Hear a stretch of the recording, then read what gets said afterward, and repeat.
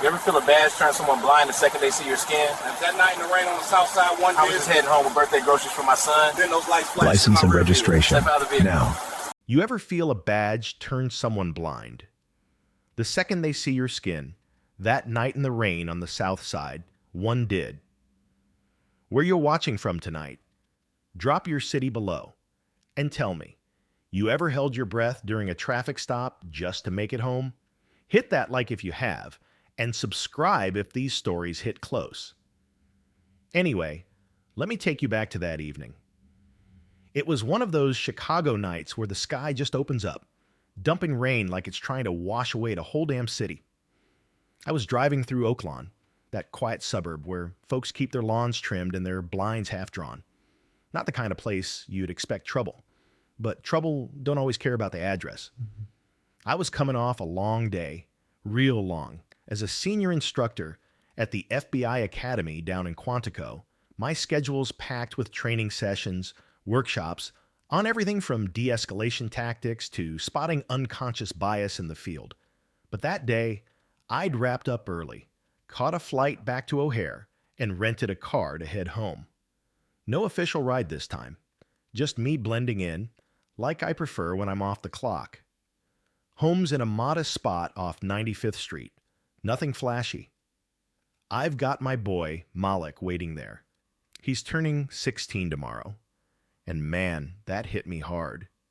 His mom, my wife Keisha, she passed last year from complications after COVID hit her lungs too hard.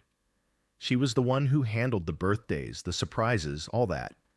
She'd planned these little things.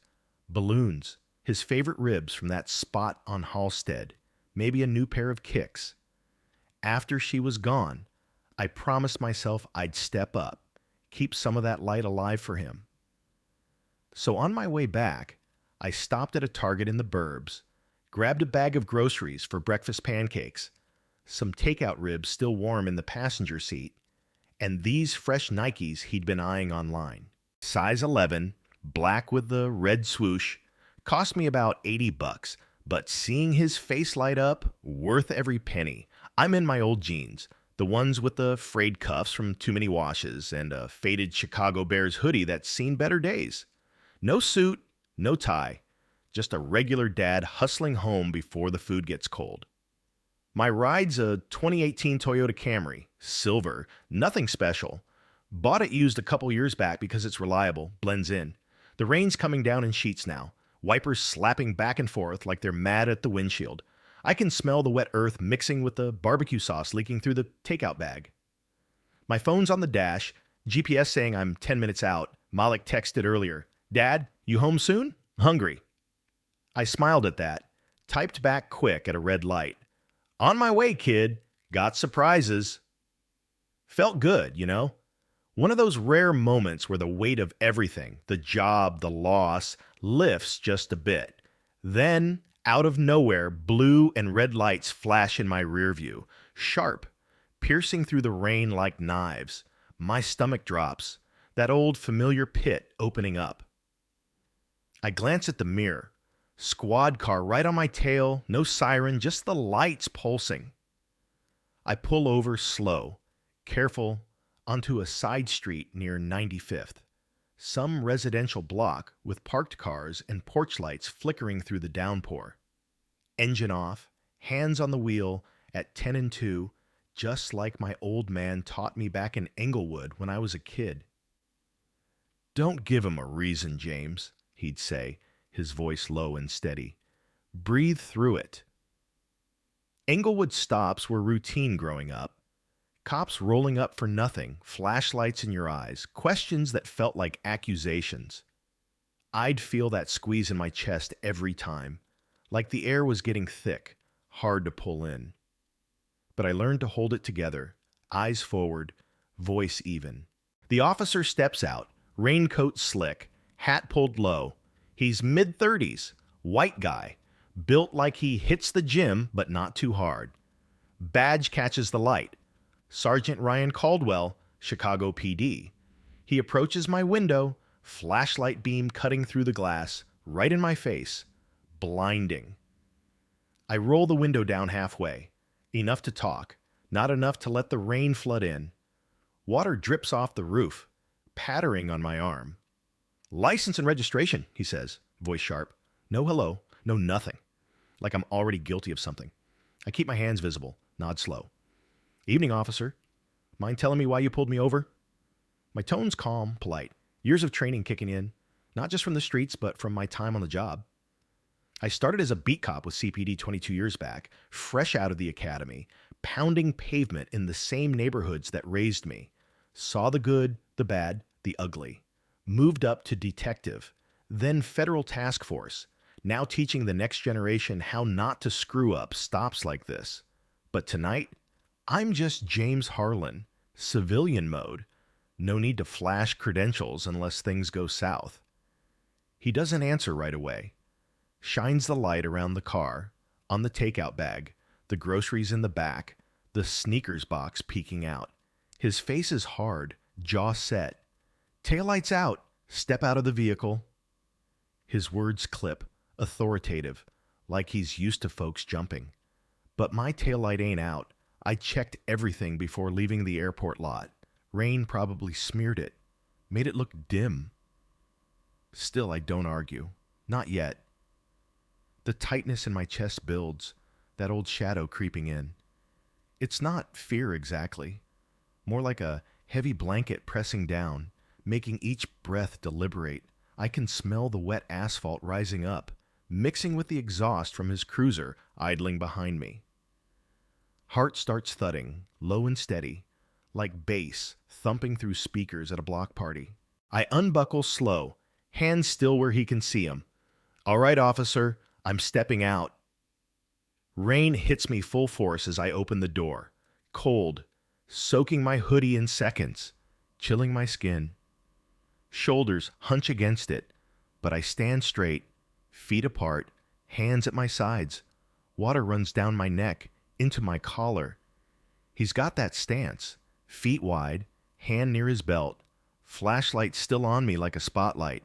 The street's quiet except for the rain drumming on car roofs, a distant dog barking, porch lights on a couple houses, folks probably peeking out but no one's coming closer.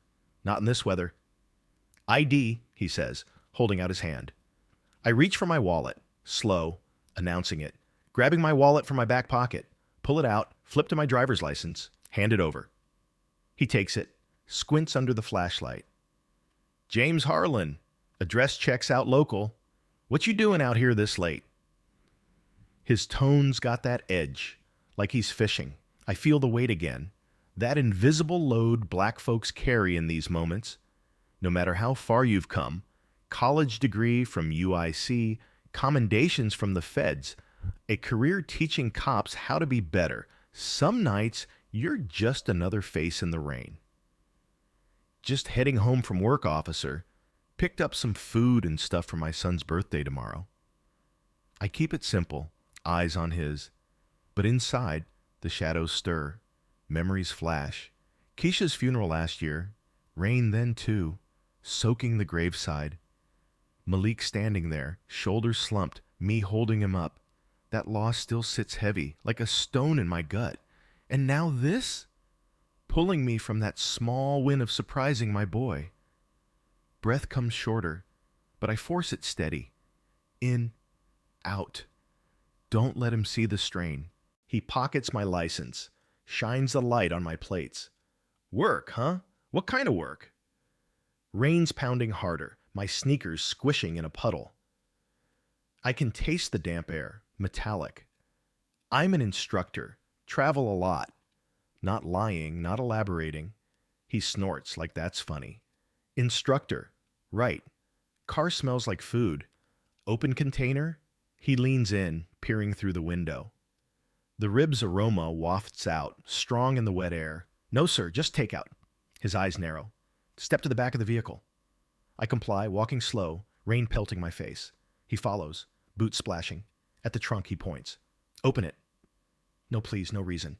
The tightness squeezes harder, lungs feeling tight, like the air is turning to syrup. I know my rights, probable cause needed for a search. But out here, alone in the downpour, that knowledge feels thin. Heart's pounding now, thudding against my ribs like it's trying to break free. Smell of wet asphalt's overwhelming, mixed with the faint rubber from my tires. Officer, I haven't done anything wrong. Taillight might look dim in the rain, but it's working. Can I get my license back and head home?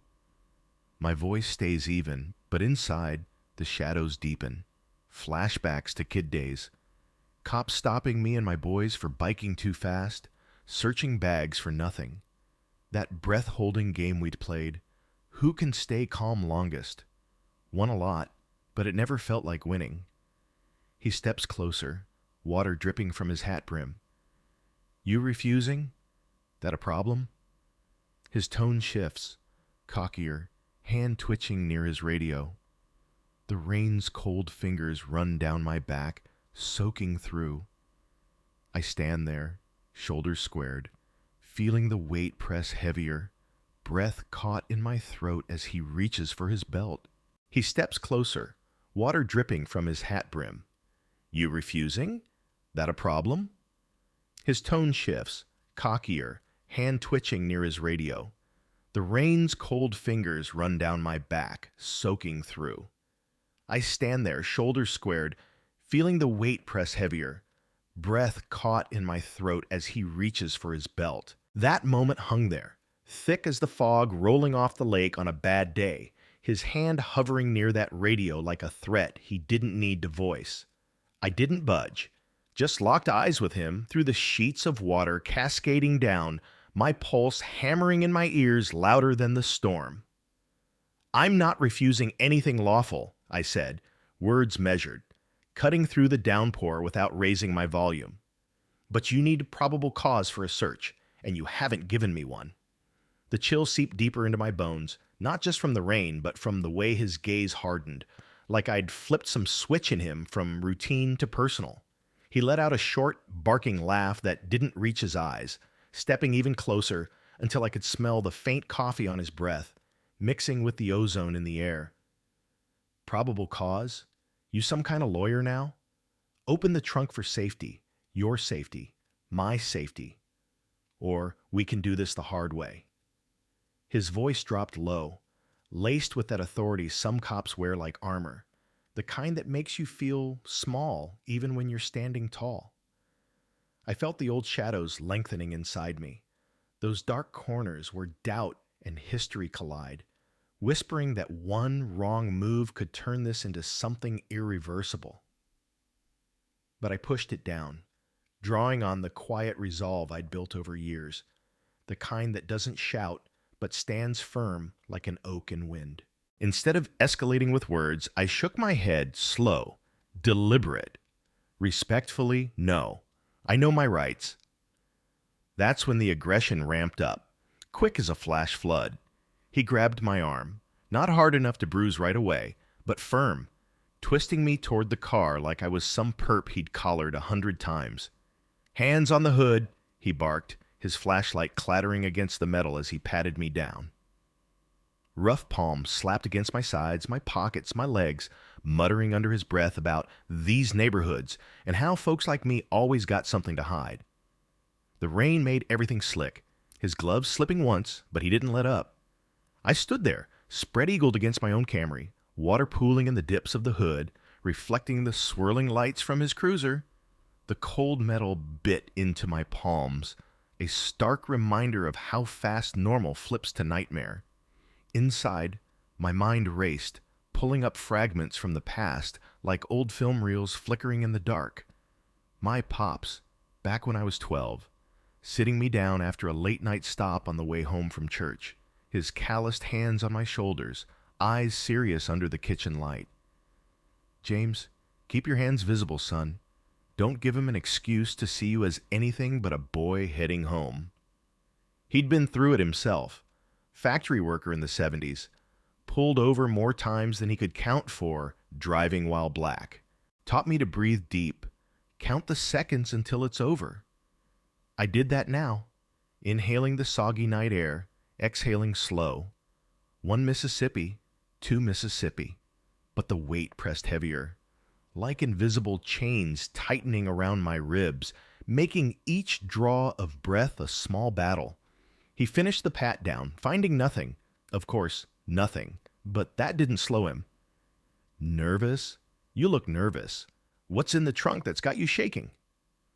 I wasn't shaking. It was the rain vibrating off everything. But his words twisted it, planting seeds of doubt even in my own head for a split second.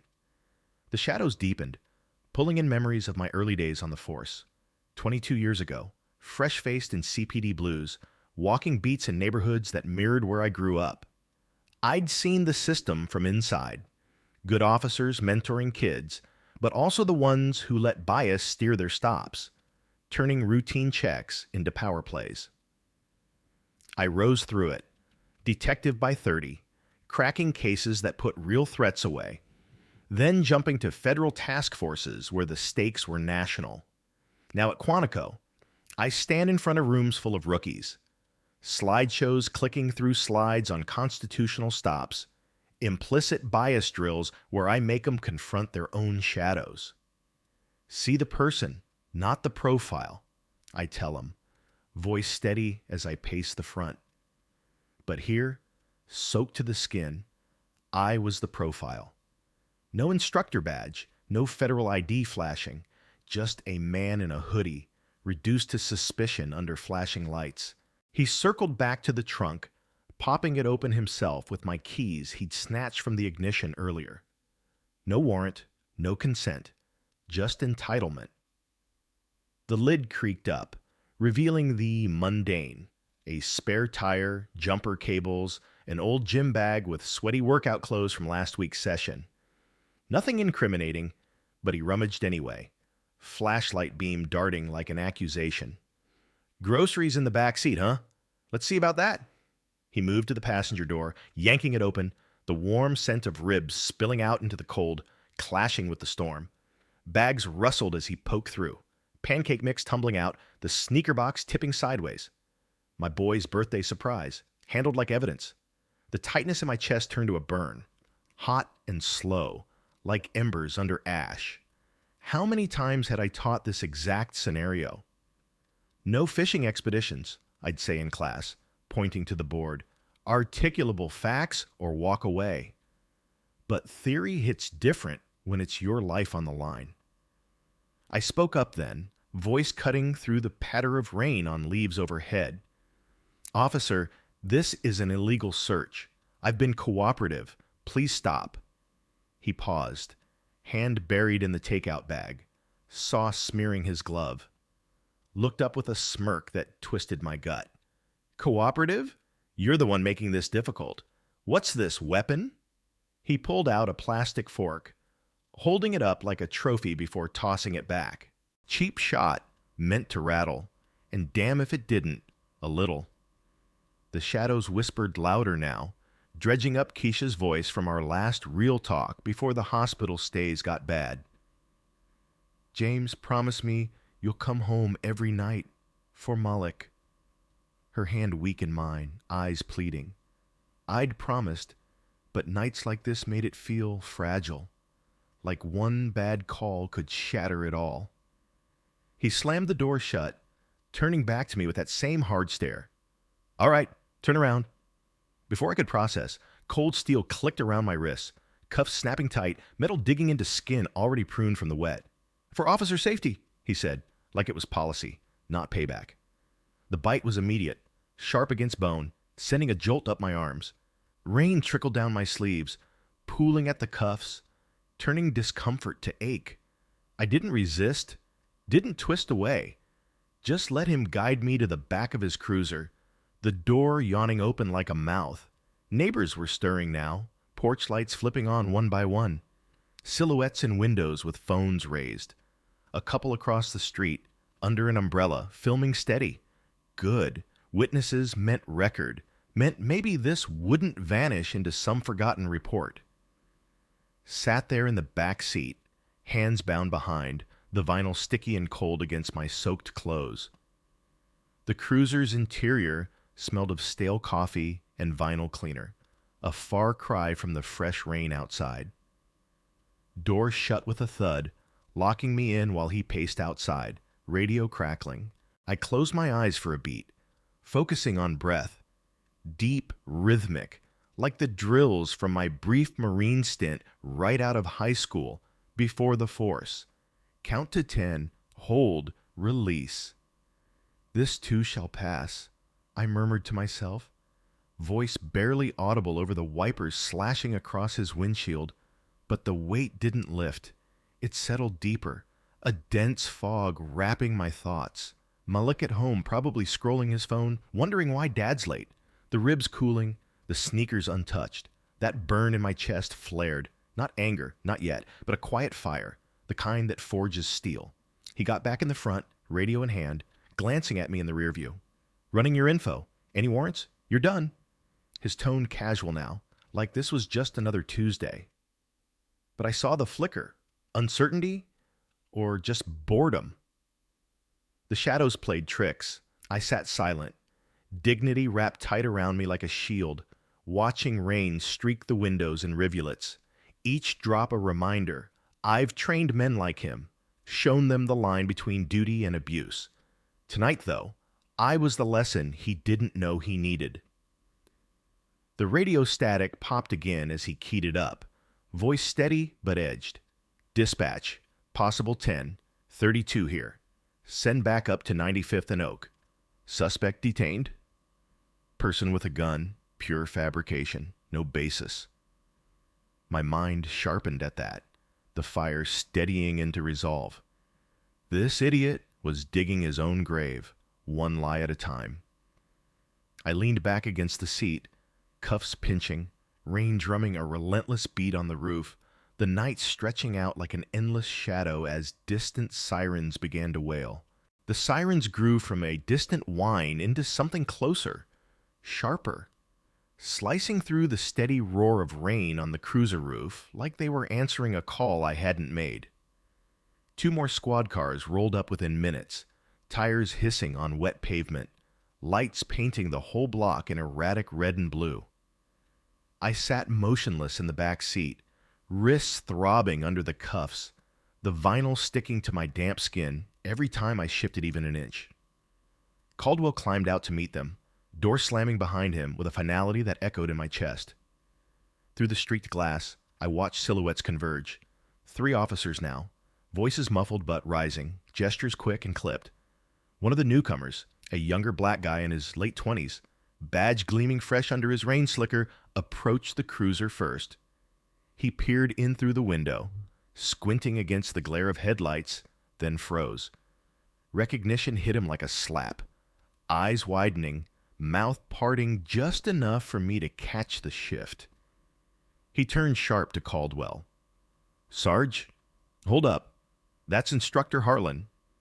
His voice carried clear enough through the cracked window, low but urgent. The kind of tone that cuts bullshit without shouting. Caldwell laughed it off at first, a short, dismissive bark that died quick when the kid didn't join in. "What? Nah, this is just some guy I pulled for a taillight. Running his name now." The younger officer, his name tag read Officer Malik Jenkins, no relation to my boy, but the coincidence stung anyway, shook his head slow, water flicking off his cap brim. "I sat in his class last month. De-escalation and bias training, district-wide mandatory. That's him. James Harlan, the Fed who runs point on Fourth Amendment stuff for Quantico rotations." The words landed heavy. Caldwell's posture changed. Shoulders dropping a fraction, hand drifting away from his belt like he suddenly remembered it was there. He glanced back at me through the window, really looked this time, not just scanned. The smirk was gone. In its place, something colder, tighter, like a man realizing the ground under him isn't solid anymore. Jenkins kept going, voice steady but edged with disbelief. He did the whole segment on pretextual stops. Showed us video from real cases, same kind of crap we're not supposed to do. Said if we ever pulled someone without articulable facts, we were handing defense attorneys a gift-wrapped lawsuit. Another officer, a stocky Latina woman with sergeant stripes, stepped up beside them. She'd been listening, arms crossed against the rain. "Jenkins, you sure?" He nodded fast. 100%. He's got that scar above his left eyebrow from the academy days. Said it happened sparring with some rookie who got too eager. I remember because he laughed about it. Said it taught him patience. Caldwell's face drained, color leaching out until he looked almost gray under the cruiser lights. He turned away from the car, pacing a tight circle in the downpour, boots splashing. I could see his jaw working, lips moving like he was rehearsing excuses that wouldn't come. The woman sergeant, her tag read Sergeant Elena Vasquez, tapped on my window, motioning for me to stay put, then keyed her radio. Dispatch, this is Vasquez. Need watch commander on scene, 95th and Oak. Priority. Minutes stretched. Rain kept falling, relentless, drumming a rhythm that matched the slow thud in my temples. The cuffs had gone from sharp pain to a dull, persistent ache, like my hands belonged to someone else. I didn't move, didn't speak, just watched. Dignity isn't loud. It's the choice to stay still when everything in you wants to react. I'd taught that too, in quiet conference rooms far from here. Sometimes the strongest response is no response at all. Watch commander arrived in an unmarked sedan, lights off, pulling up slow. Out stepped Lieutenant Marcus Reed, mid-50s, salt and pepper hair, the kind of calm that comes from seeing every flavor of mess the job can throw. I'd mentored him 15 years back when he was a detective climbing ranks. We'd worked a joint task force on gun trafficking that put away a crew running AKs out of the South Side. He recognized me the second he stepped into the rain, eyes narrowing not in surprise, but in grim understanding. Reed walked straight to the cruiser, ignoring Caldwell's half-started explanation. Opened the back door himself, rain sluicing off his coat. "James," he said, voice low, steady. "You all right?" I nodded once. "Been better. Cuffs are a little tight." He reached in, keys already out, and popped them open with careful movements. The release sent pins and needles racing up my arms, blood rushing back in waves that made my fingers tingle. I rubbed my wrists, feeling the raw skin where metal had bitten, but I kept my face even. No theatrics. Not here. Reed helped me out, hand firm on my elbow, until I was steady on my feet. The rain had eased to a steady drizzle now, cold air sharp against my soaked clothes. Caldwell stood off to the side, flanked by Jenkins and Vasquez, looking smaller than he had 20 minutes ago. Reed turned to him, voice carrying just enough to reach everyone. "Sergeant Caldwell, you're off this scene. Hand over your Bodycam, now." Caldwell hesitated, fingers fumbling at the clip on his chest. The device came free, still recording, red light blinking like an accusation. Reed took it, passed it to Vasquez without looking away from Caldwell. "You claimed a 10-32. Where's the gun? Where's the threat?" Silence answered. Caldwell's mouth opened, closed. Nothing came out. I spoke then, first word since the cuffs came off. Quiet, clear, cutting through the drizzle. There was no gun, no threat, just a dad trying to get home with birthday groceries. I met Caldwell's eyes, not angry, not triumphant, just level. You saw what you wanted to see. That's the part that stings most. Reed exhaled through his nose, a sound heavy with years on the job. "James, I need your statement. Tonight, if you're up for it. And I'm calling IA myself. Don't want this sitting overnight." I nodded. "I'll give it. But first, I need to call my son. He's waiting." Reed handed me my phone from the Camry console. Someone had retrieved it. Screen lit up with 3 missed texts from Malik. "Dad? You good? Food's getting cold, LOL." I stepped away from the cluster of uniforms, rain pattering soft on my hood now, and dialed. Malik picked up on the first ring. "Dad, where you at? I was about to eat your ribs." His voice cracked just a little. Worry he tried to hide under teenage nonchalance, I swallowed, throat tight from more than the cold. "Ran into a delay, kid. I'm okay. Be home soon. Save me some sauce." He laughed, relieved. "Hurry up. Sneakers still in the bag? Yeah, don't peek. We hung up, and I stood there a moment, breathing deep, letting the night air wash over the lingering burn in my chest. Behind me, Reed was already on his radio, voice clipped. This is Lieutenant Reed. Initiate administrative leave for Sergeant Caldwell, pending full review. Bodycam footage priority upload. And get the watch footage from the intersection cams, every angle. Vasquez approached me with a department blanket from her trunk, dry wool that smelled faintly of mothballs. I draped it over my shoulders, warmth seeping in slow. Jenkins lingered nearby, looking almost sheepish. Sir, I'm sorry, should have recognized you sooner. I shook my head. You did what you could. That's enough. Caldwell was escorted to his own cruiser now, no cuffs, but the weight on him was visible. Shoulders hunched, head down. He didn't look back. The scene began to break apart.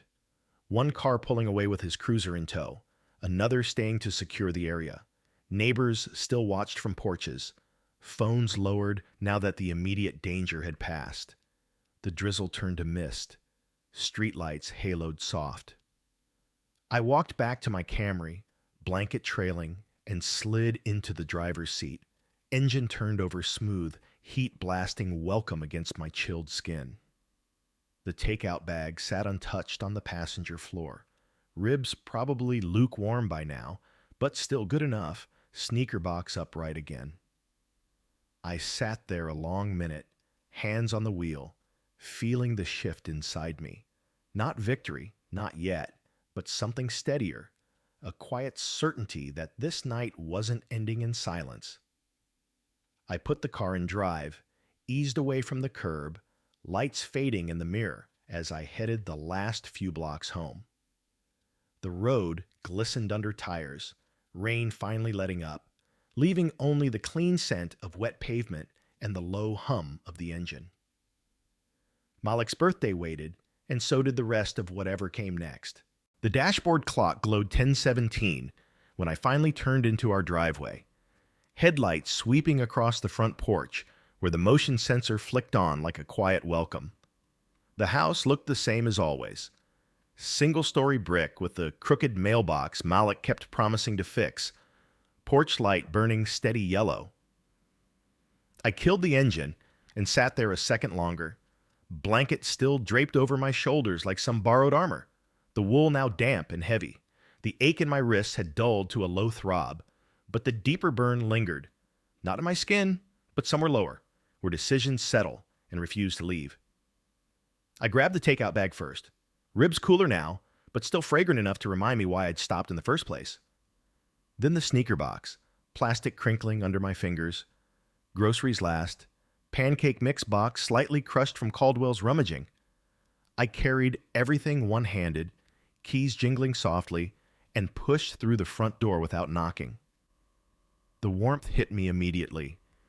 Central heat running, faint smell of laundry detergent, and the vanilla candle Keisha used to burn on evenings like this.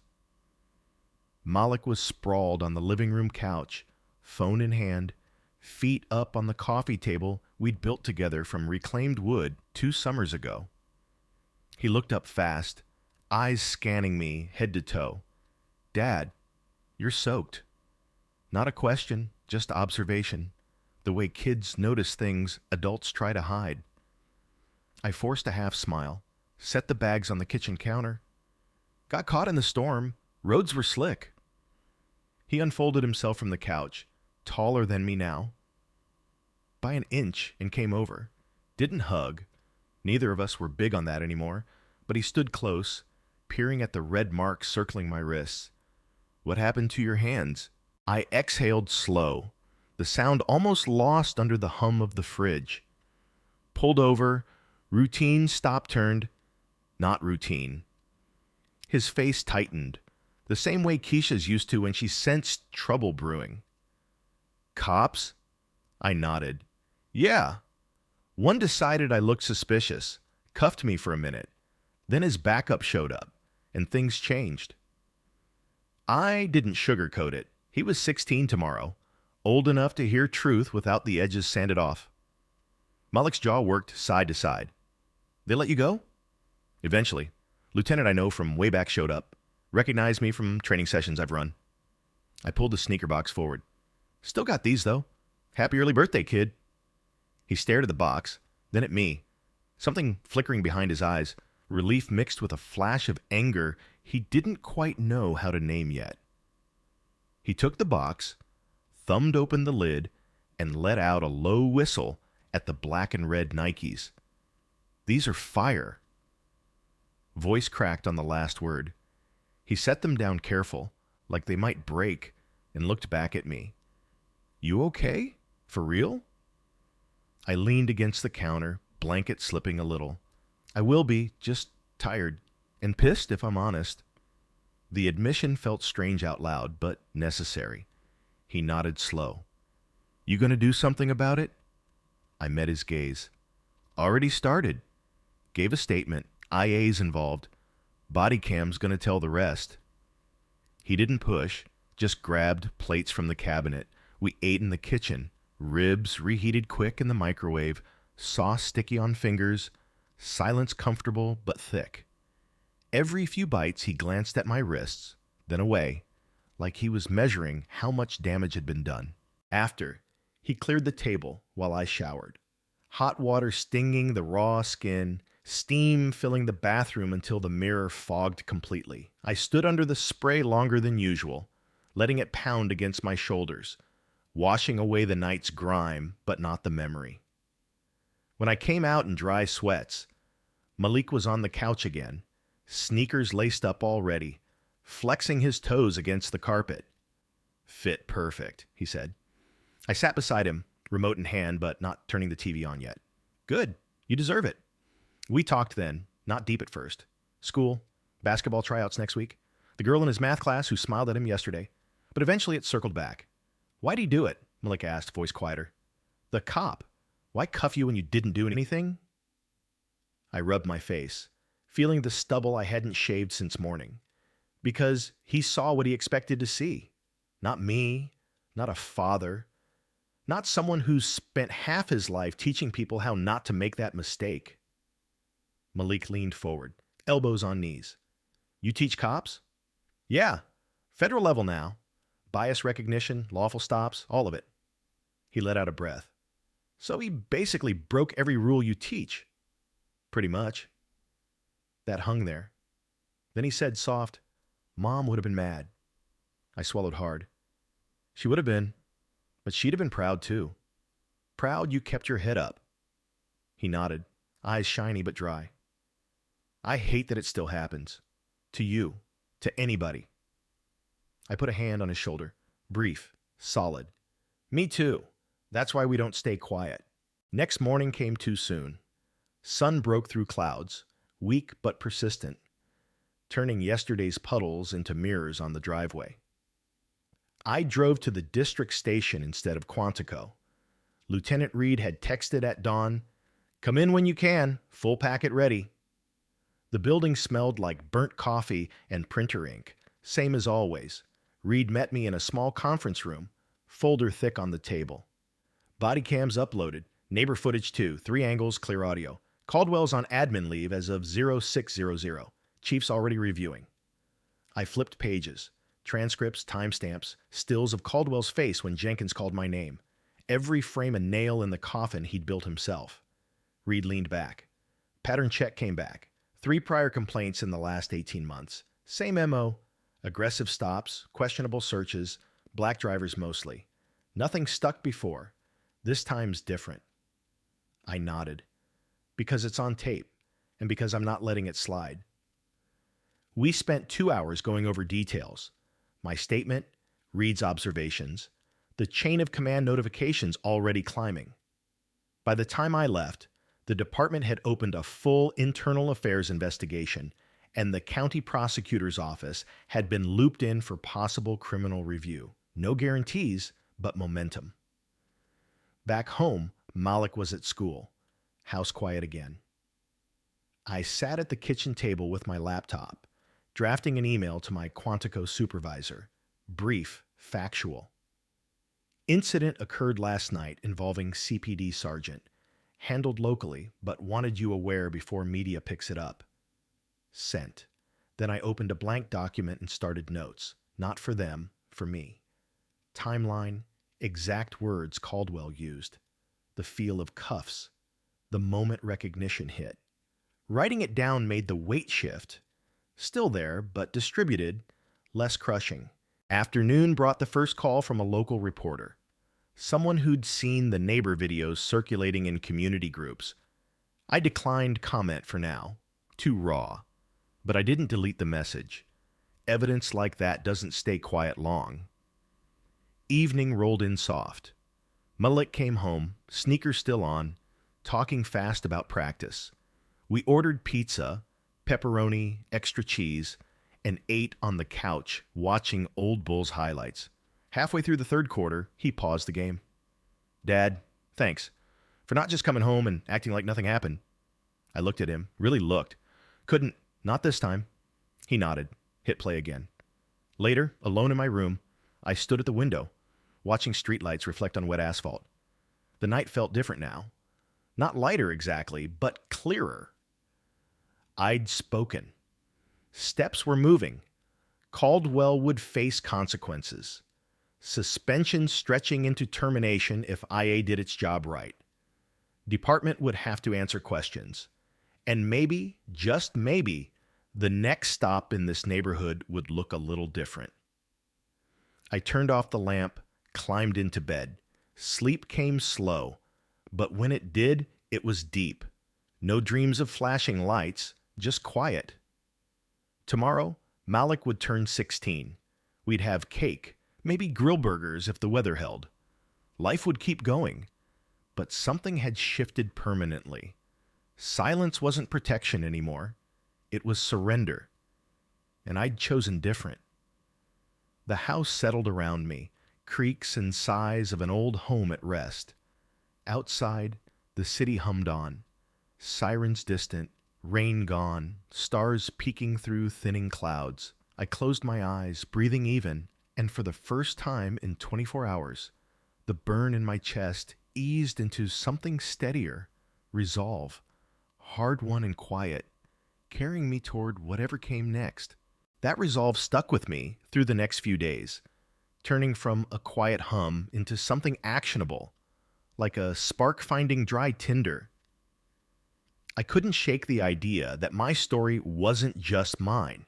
It belonged to every black man who'd felt that same twist in his gut during a stop. Every kid like Malik, wondering if the system would ever see them straight. So one evening, after wrapping a virtual training session from my home office, I hit record on my phone.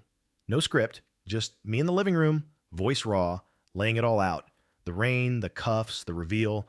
Uploaded it to YouTube as a storytime vid, then shared the link on Facebook with a simple caption. Just dropped my storytime video about that rainy night in Chicago. Still shakes me thinking about it. What y'all think? Hey, was the cop wrong or did I overreact? Link in bio. Didn't expect much, but by morning, notifications were piling up. Comments rolled in, a mix of fire and heart, folks weighing in on the drama like it was their own backyard beef. Here's how it went down, word for word from the thread. Names changed a bit for privacy, but the vibes? Straight real. First off the bat was Tasha R., that old high school buddy turned nurse over in Hyde Park. She's the type who comments on everything with emojis and Bible verses, always keeping it positive even when she's heated. James, I cried watching this. You stayed so calm. That's real strength. That officer was 100% wrong. Racial profiling ain't new, but you flipped the script. Proud of you, brother. Remember that time in senior year when we got pulled over coming from the pep rally? Same energy. Cops said we matched a description for joyriding teens. We were in band uniforms. This hits home, praying for more stories like yours to wake folks up. Right under her, Marcus T. jumped in. He's the construction guy 2 doors down. Big dude with a pickup truck always parked crooked. The one who waves every morning while walking his pit bull. Yo, I live off 95th. I saw the lights that night. Thought it was just another stop. Man, when I heard it was you, That cop messed up big. He wrong as hell. You did right by speaking up. Respect. I've been stopped 3 times this year alone. Once for swerving when I was dodging a pothole. Officer acted like I was public enemy number 1. If it was me, I'd have lost it. But you? Class act. Neighborhood needs more like you calling it out. Kelly M. chimed in next. She's that white colleague from the Quantico gigs. The one who always asks the tough questions in sessions. Sharp as a tack with her notes app open. As someone who's sat in your classes, this hurts to watch. You teach us better. And that sergeant ignored everything you stand for. He was dead wrong. Departments need more people like you calling it out. Thank you for sharing. I remember your workshop last fall on implicit bias. You had us roleplay stops gone wrong and it opened my eyes. It's textbook what not to do. Sharing this with my team, we gotta discuss. Then Darius J., my cousin from Englewood, the family jokester who sells insurance but acts like he's still hustling mixtapes. Unc, you know how many times this happened to me? But you had the juice to make it count. Cop was racist and abusive. Plain and simple. Glad he lost the badge. We need more wins like this. Back in '09, I got jacked up for walking to the corner store after dark. Officer said I looked shifty. No apology, no nothing. You turning this into a video? Genius. Hit me up if you need help spreading it. I got folks in the barbershop who need to see. Linda P. added her 2 cents. She's the retired teacher from across the street.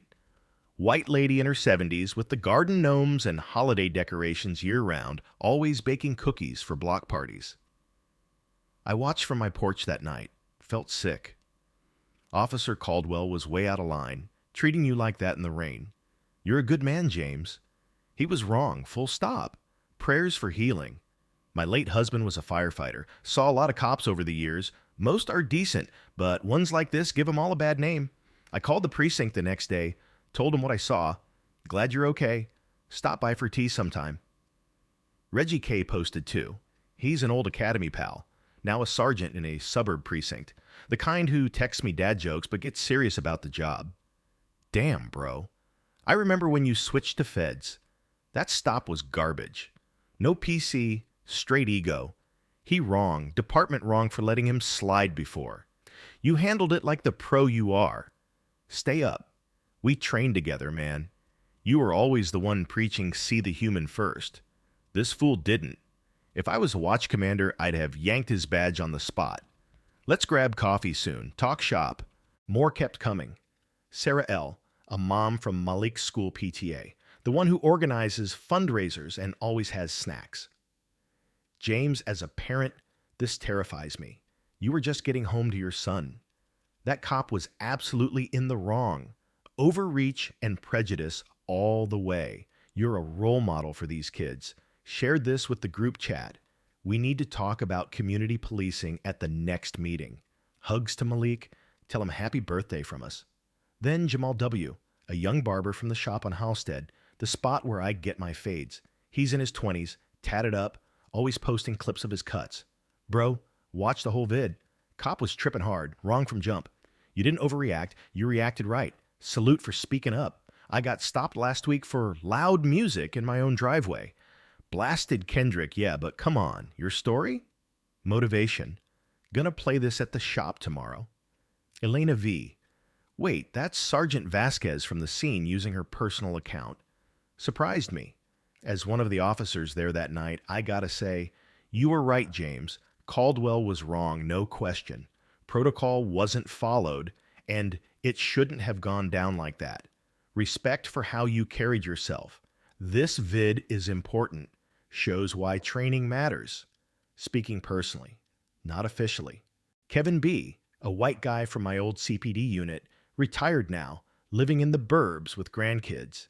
James, old-timer here, watched it twice.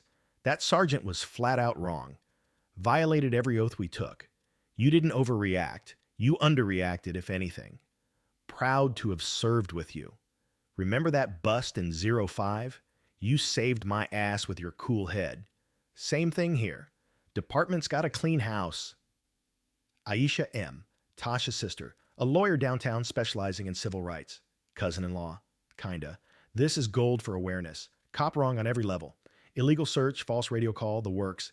If you need legal eyes on the suit, holler. You're the hero here. Sharing with my network. And Tyrone S., the mail carrier on our route. Always chatting sports while dropping packages. Saw the lights, didn't know it was you till now. Cop was wrong, man. Straight profiling. You good? Beer on me next time I see you.